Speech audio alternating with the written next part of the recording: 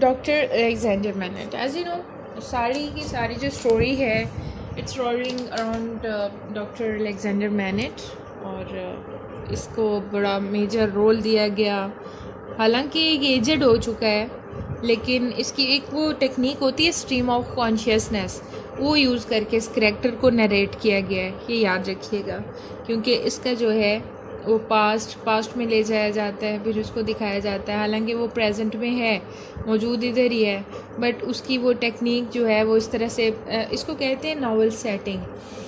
तो सेटिंग में पहले तो वो देखा जाता है कि फ़र्स्ट पर्सन को इन्वॉल्व करना है, सेकंड को करना है, थर्ड को करना है, फिर उसके बाद कुछ और चीज़ें होती हैं जो बड़ी इंपॉर्टेंट होती हैं नॉवल सेटिंग में। ख़ास तौर पे उसके थीम जो हैं वो कलेक्ट किए जाते हैं, फिर देखा जाता है कि उनकी सिमिलैरिटी कितनी है, फिर सोशल वैल्यूज़ क्या हैं उस टाइम की, उन सोशल जितने भी उनके आप कह सकते हैं कि इश्यूज़ होते हैं उनमें कोई ना कोई, वैसे तो ये राइटर के ऊपर ही डिपेंड करता है कि वो कौन सा इशू सेलेक्ट कर रहा है, but they can choose more than one issue, वो ज़्यादा भी लिख सकते हैं। फिर जो 3 चीज़ें इसमें ज़रूरी हैं वो एक प्लेस है नावल सेटिंग में, फिर टाइम है और फिर सोशल इन्वायरमेंट है। उसके बाद थीम जो है वो फिर कोई भी हो सकते हैं, लेकिन मेजर थीम जो होंगे वो कोई भी आप नावल पढ़ेंगे उसमें 3 to 4 वो मेन होते हैं, बाकी उसके साथ लिंक्ड होंगे। तो जो मेन है वो society, humanity, morality and world, ठीक है, बाकी इन्हीं से ही लिंक होते हैं। फिर इसके बाद जब प्लॉट कंस्ट्रक्ट किया जाता है सॉरी, उसमें इस तरह से एक पैरामाइड को कंस्ट्रक्ट किया जाता है कि first of all writer create suspense के बाद वो मिस्ट्री या डायलिमा वो ड्रा करता है, और आखिरकार वो उसको उसकी पीक पे ले जाके, जिसको आप क्लाइमेक्स कहते हैं, तो क्लाइमेक्स से फिर वो डायरेक्टली उसको उसके कंक्लूजन तक ले जाता है।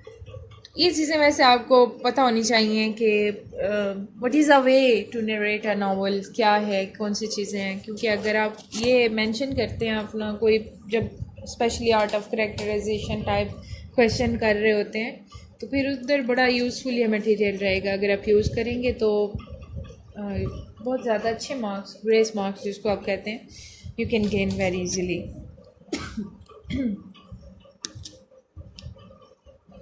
Okay, let's start. Dr. Manet is the main character of the novel because the whole story revolves around him.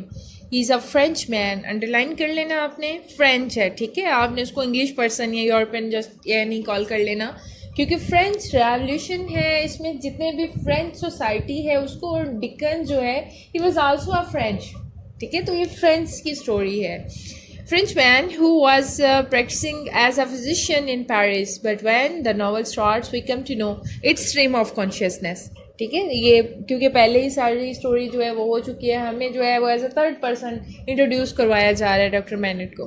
We come to know that he had been in prison for last 18 years, and ये time period भी note कर लें, 18 years होते हैं, and now he is released his young daughter Lucy and his guardian Mr. Laurie. Mr. Laurie जो है he is a bank manager, और जितनी भी इसकी प्रॉपर्टी है तो वो इनका सारा चेक एंड बैलेंस वो उसी के पास होता है, तो वो इसके साथ जाता है, लूसी के साथ इसको वापस लेने के लिए। Meets Lucy and Mr. Laurie are going to take him back to London from Paris. Mr. Laurie meets Lucy in Dover and gives her the good news about Dr. Manet, as she had long been under the impression that her father was dead. अब ये जो resurrection, जैसे महरीना आपने वो collect किए ना themes, तो उसमें एक रिजरेक्शन का भी थीम है, तो वो यही थीम है कि दोबारा से ज़िंदगी की तरफ आना, यानी आफ्टर डेथ।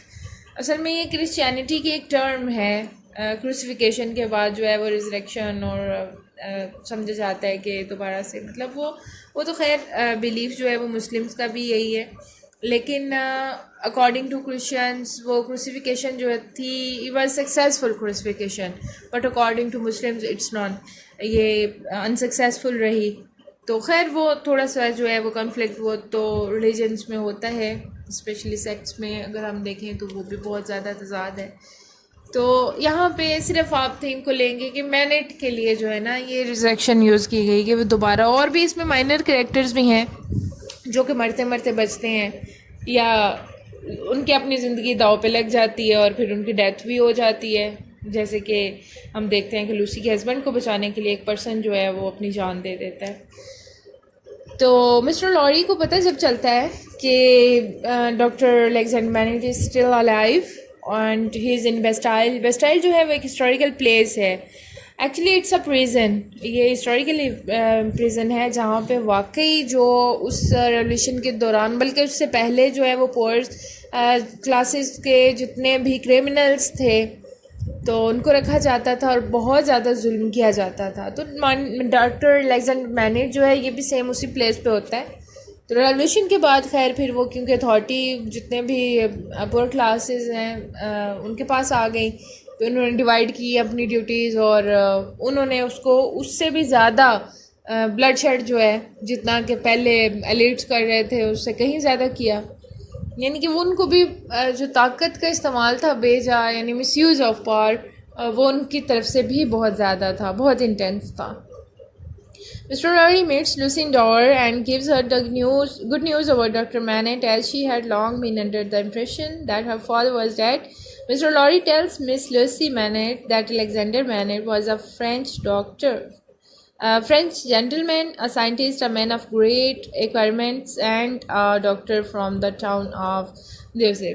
ये आपको places या जगह याद रखने की ज़रूरत नहीं है. Simply you can say that he's a physician and a scientist as well. He also informed her that Dr. Manet had disappeared many years ago suddenly and silently, as if he had been spirited away. अब यहाँ पे देखें कि उसकी family जो है उसको भी पता नहीं है कि वो कहाँ पे गया, क्योंकि वो बस आते हैं और उसको ले जाते हैं और वो उनको कोई नहीं इन्फॉर्म नहीं किया जाता कि आपका फैमिली मेम्बर जो है वो कहाँ पे है। तो उनको ऐसे ही लगता है जैसे स्पिरिटेड अवे, जैसे एक रूह जो है वो गायब हो जाती है, तो वो ऐसे ही समझ रहे होते हैं। His wife made every possible effort to trace out him, but all in vain. Mr. Lorry also tells Lucy that her father was in prison for a very long time and now is released, so they have to go to Paris to take him back. Lucy thereupon says that she is going to see her father's ghost, क्योंकि सारी ज़िंदगी उसने बचपन से लेके अब तक यही सुना कि हिज फादर इज़ डेड। अब सडनली अगर उसे इन्फॉर्म किया जा रहा है कि your father is still alive and you have to take to him back, लेकिन अब यहाँ पे एक पर्सन जिसको अचानक से सडनली इस तरह से इन्फॉर्म किया जाए उसके लिए बहुत शॉकिंग हो जाता है कि अब ऐसा मेंबर जिसका और इतना क्लोज रिलेशनशिप था उसका फादर का, लेकिन वो अपने आप को ऑर्फन ही समझती रही।